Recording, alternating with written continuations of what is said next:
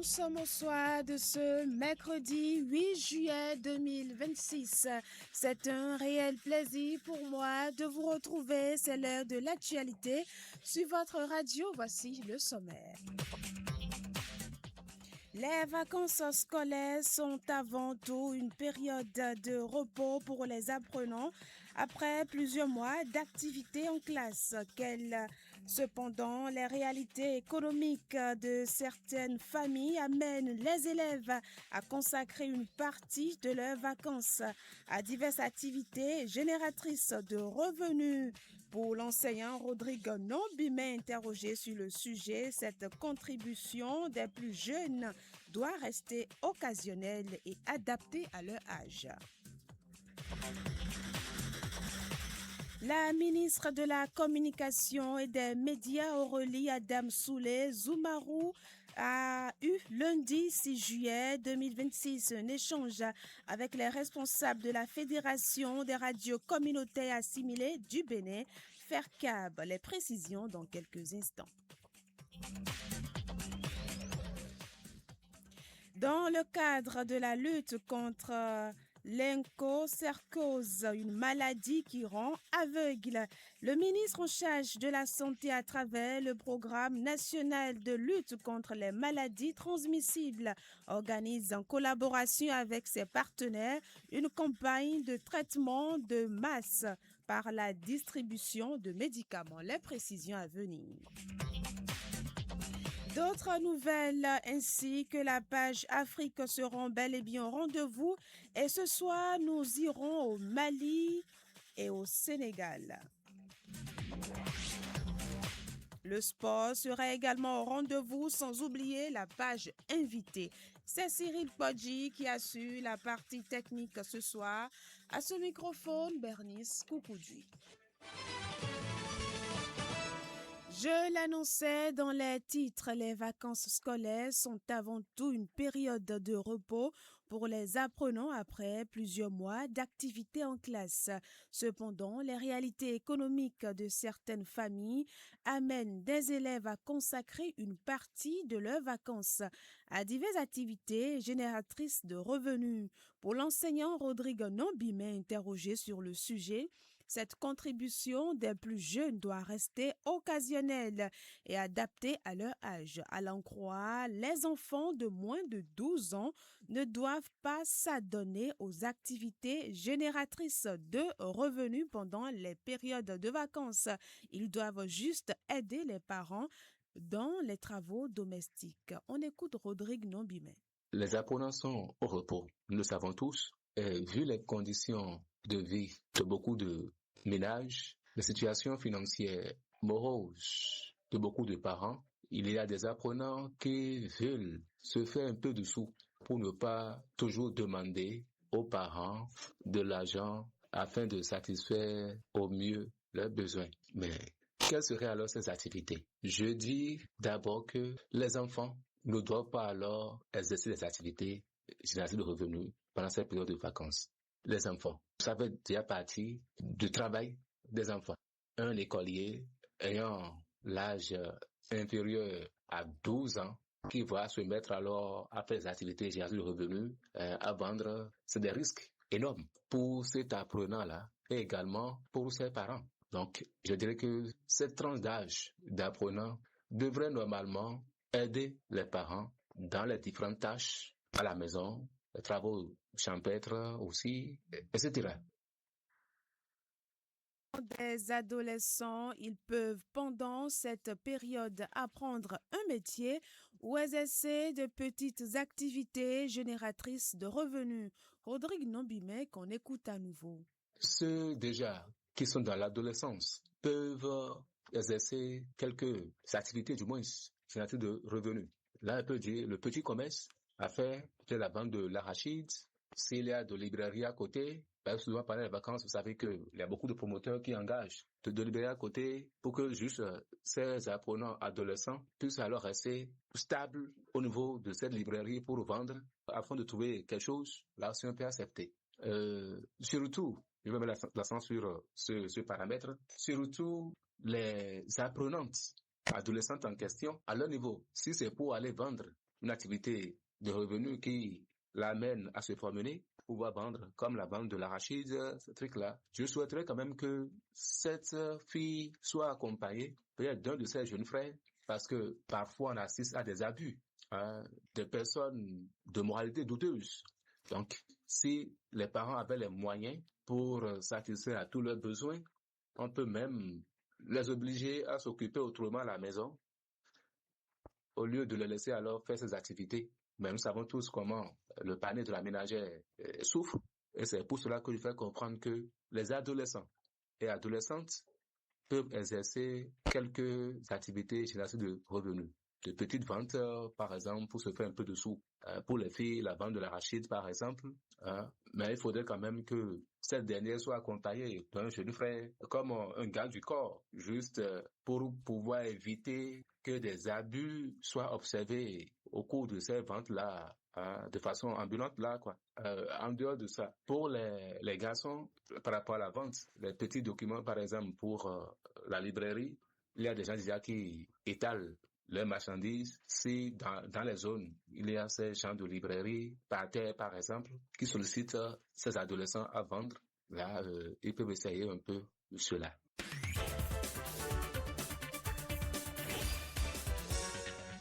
La ministre de la Communication et des Médias, Aurélie Adamsoulé Zoumarou, a eu le lundi 6 juillet 2026 un échange avec les responsables de la Fédération des radios communautaires et assimilées du Bénin, FACAB. C'est dans le cadre de la vision du chef d'État visant à bâtir un écosystème médiatique qui valorise l'image du Bénin.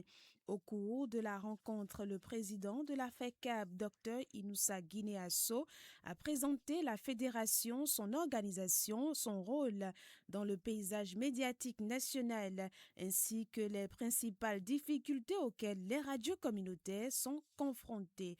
On écoute le docteur Inoussa Asso Guinée, il est le président de la FECAB. Nous avons discuté des sujets qui touchent aux médias communautaires, les radios communautaires en général, sur tous les plans, leurs difficultés, les défis auxquels elles sont confrontées et tout ce qui va avec. Notamment, nous avons parlé de la viabilité des radios communautaires et parlant de viabilité, nous avons réussi à toucher du doigt ensemble avec elle la viabilité technique des radios communautaires et puis les questions économiques. La nécessité aussi de prendre les radios communautaires de manière un peu plus spécifique. Un autre point que nous avons abordé avec elle, c'est en tant que médias communautaires, radio communautaire, nous avons beaucoup fait dans ce qui concerne la part de services publics. Et donc, nous avons plaidé pour la reconnaissance de cet effort qui est fait depuis 26 ans et que nous avons mis dans le rapport d'une étude scientifique, un rapport que nous lui avons transmis à cette occasion. C'est une très belle initiative, assez exceptionnelle. Le ministère vient de faire son retour et donc démarrer par une telle démarche, cela ne peut être que salutaire. Et nous, au niveau de la Fédération des radios communautaires assimilées du Bénin, cela est encore davantage est salué. C'est une initiative qui mérite d'être soutenue, d'être accompagnée, d'être suivie. Elle a pris cet engagement-là en disant que tout ce que nous nous sommes dit fera objet d'un suivi particulier aussi bien par elle, ses cadres, que par nous. La ministre, quant à elle, a réaffirmé son engagement à accompagner l'affaire CAB en cherchant des solutions et en mettant des plaidoyers auprès des structures publiques concernées afin d'améliorer les conditions de fonctionnement des radios communautaires. Je l'annonçais dans les titres dans le cadre de la lutte contre l'onchocercose, une maladie qui rend aveugle. Le ministre en charge de la Santé, à travers le programme national de lutte contre les maladies transmissibles, organise en collaboration avec ses partenaires une campagne de traitement de masse par la distribution de médicaments. Bien sûr. Cette campagne couvre la période du 13 au 22 juillet 2026 et concerne toute la population âgée de 5 ans et plus. À cet effet, les relais communautaires passeront de ménage en ménage dans 51 communes dans 51 communes endémiques à la maladie dans les départements de l'Alibori, l'Atakora, l'Atlantique, du Borgou, du Koufo, des collines de la Donga, du Mono, de l'Ouémé, du Plateau et du Zou pour la distribution du dit médicament. À présent, les informations africaines. La main info, les informations africaines. Et nous démarrons notre voyage ce soir par le Mali dans le cadre de la présentation du bilan quinquennal du président de la transition, le ministre d'État, ministre de la Réconciliation, de la Paix et de la Cohésion nationale, le général du corps d'armée Ismaël Ouagué a passé au peigne fin les réalisations de son département. Le 6 juillet 2026, au CICB, le ministre a ainsi évoqué à la vision stratégique fondée sur le renforcement des institutions, la consolidation du dialogue entre les Maliens et la promotion d'un développement inclusif au bénéfice des communautés. Il a indiqué avoir engagé plusieurs réformes les 5 dernières années. En perspective, le ministre Ouagué a annoncé la réalisation de 2300 nouvelles infrastructures communautaires, la création de plus de 64 000 emplois supplémentaires, la poursuite du programme DDRI au profit de 34 000 ex-combattants, l'extension de l'approche de développement communautaire et 2 000 à 6 000 villages sur l'ensemble du territoire national. S'il ajoute la mise en œuvre effective de la Charte nationale pour la paix et la réconciliation. Sénégal à présent, le président de la République du Sénégal a saisi le Conseil constitutionnel d'un recours en inconstitutionnalité entre la loi portant révision de la Constitution invoquant une violation de la procédure d'adoption du texte. Le dossier est désormais enrôlé devant le Conseil qui notifiera officiellement le président de l'Assemblée nationale afin qu'il puisse présenter par écrit les observations et moyens de défense de l'institution parlementaire. Selon le constitutionnaliste Dr Mor Fall, cette saisine relève des prérogatives du chef de l'État prévues par l'article 74 de la Constitution. Les parlementaires affichent toutefois leur sérénité, estimant que les arguments juridiques avancés par le chef de l'État sont d'une extrême faiblesse. Ils se disent confiants quant au rejet du recours par le Conseil constitutionnel, ce qui permettrait, selon eux, de poursuivre la procédure conduisant à la promulgation de la loi. Burkina Faso, avant de retrouver les informations africaines, on va rapidement au Burkina Faso. Le Burkina Faso est résolument engagé dans la diversification de ses sources de financement en mettant l'accent sur la mobilisation des ressources endogènes via les instruments financiers innovants. Dans cette dynamique de quête de sa souveraineté économique et financière, l'État burkinabé, après le succès de son premier Diaspora Bond, lance sa première obligation bien sûr islamique ou souk sur le marché financier régional, conduite par la société de gestion et d'intermédiation Image Finance Internationale en tant qu'arrangeur principal et chef de file de placement de ce tout premier sous-souk souverain. Cette opération historique vise à mobiliser un montant global de 75 milliards de francs CFA.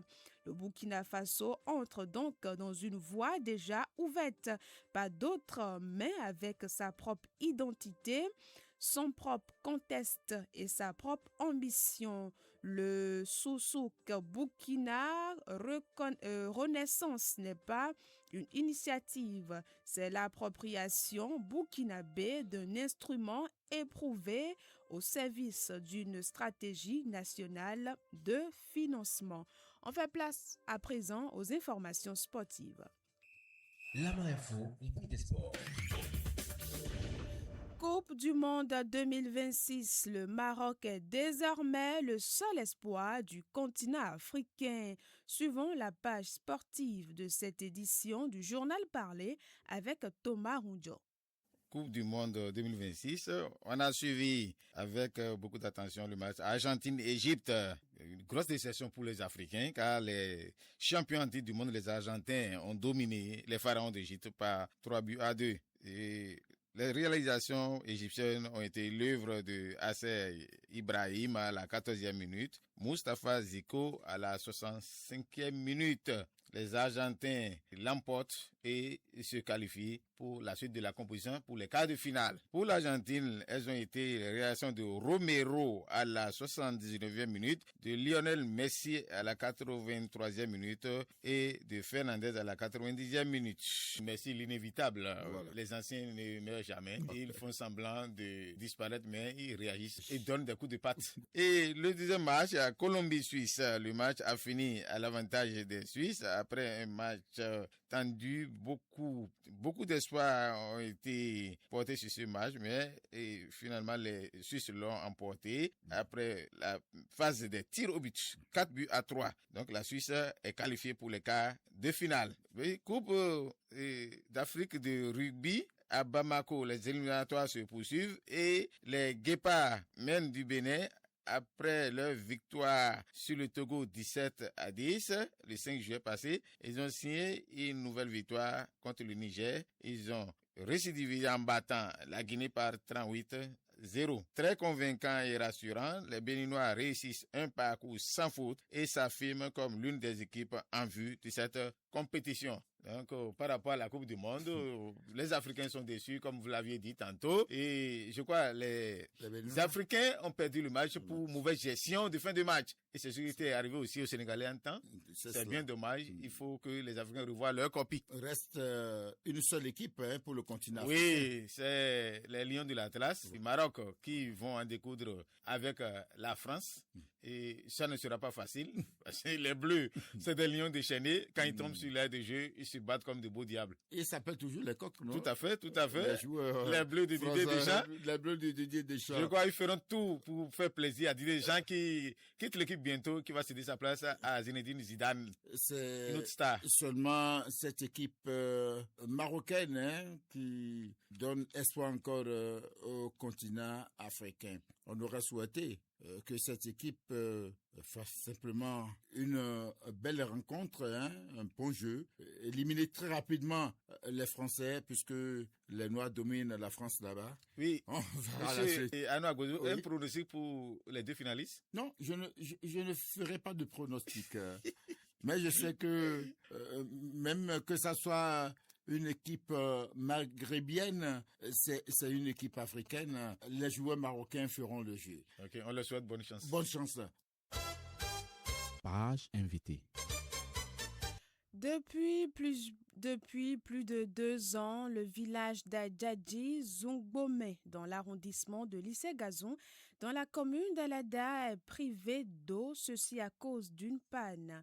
Mais aujourd'hui, la situation est réglée. Les citoyens de ce village disposent désormais de l'eau potable. Ceux-ci remercient le chef d'arrondissement qui a pu gérer la situation. Quelles sont les démarches menées par le chef de l'arrondissement pour apporter de solutions à cette situation Il les évoque au téléphone de Nativité Yeoumé dans cet entretien. Aïma Alakoyon Sedagondi, vous êtes le chef de l'arrondissement de Lissé-Gazon. Bonjour. Bonjour, monsieur le journaliste. Bonjour à tous les fidèles auditeurs de Radio Lama. Vous venez de soulager les citoyens de Adjadji Zungbomé dans votre arrondissement de Lissé-Gazon en matière de l'eau potable. Merci de nous parler de cet acte. Merci, monsieur le journaliste. Avant de répondre à vos questions, permettez-moi de rendre grâce à Dieu pour cette heureuse nouvelle. C'est avant tout une immense joie pour les populations d'Adjadji Zungbomé. Depuis près de 2 ans, le village était privé d'eau potable à la suite d'une casse sur le réseau de distribution. Cette situation faisait énormément souffrir les habitants, notamment les femmes, les enfants et les personnes âgées. Aujourd'hui, grâce à la réactivité des autorités et à l'intervention des services compétents, cette difficulté est désormais derrière nous. En tant que chef d'arrondissement, je n'ai fait que mon devoir en portant la voix de ma population auprès des autorités compétentes. Le mérite revient à toutes les autorités qui ont entendu notre cri de cœur et qui ont agi avec diligence. Quelles sont les démarches qui ont conduit à ce pas? Monsieur le journaliste, nous avons choisi la voie du dialogue, du respect des institutions et des procédures administratives. Nous avons adressé un plaidoyer à monsieur le maire de la commune d'Alada avec ampliation à son excellence, monsieur le président de la République, au ministre concerné, au directeur général de l'eau, à monsieur le préfet et aux autres autorités compétentes. Notre seul objectif était de trouver une solution durable aux souffrances des populations d'Adjadji Zungbomé. Nous avons eu la satisfaction de constater que notre plaidoyer a été entendu avec beaucoup de diligence. Cela prouve que lorsque les préoccupations des populations sont exprimées avec respect et responsabilité, les autorités répondent présentes. Quel est votre appel à l'endroit de la communauté qui vous écoute en ce moment? Mon premier appel est un message de gratitude. J'invite toutes les populations de l'arrondissement de Lissé-Gazon, en particulier celles du village d'Adjadji Zungbomé, à remercier sincèrement toutes les autorités qui ont répondu favorablement à notre plaidoyer.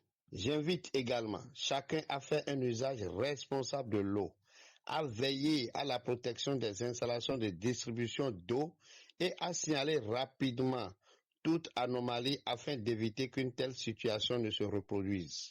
Enfin, j'encourage toute la population à continuer de privilégier la paix, le dialogue, l'unité et le respect des institutions.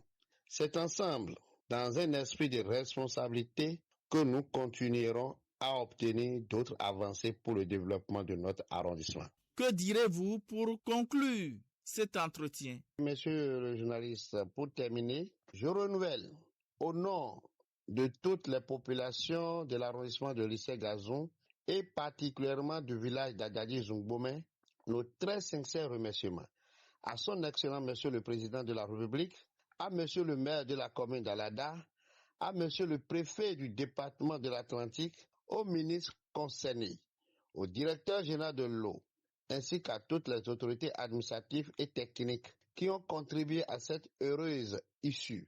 Je remercie également Radio Lama pour cette opportunité de partager cette bonne nouvelle avec nos concitoyens. Que Dieu bénisse le village d'Adjadji Zungbomé, l'arrondissement de Lissé-Gazon, la commune d'Alada et la République du Bénin. Je vous remercie. Aïma Alakoyon Sedagondi, merci. Ce sera tout pour ce journal. Cyril Podji, partie technique présentation. Bernice Kokodui, merci de nous avoir suivis.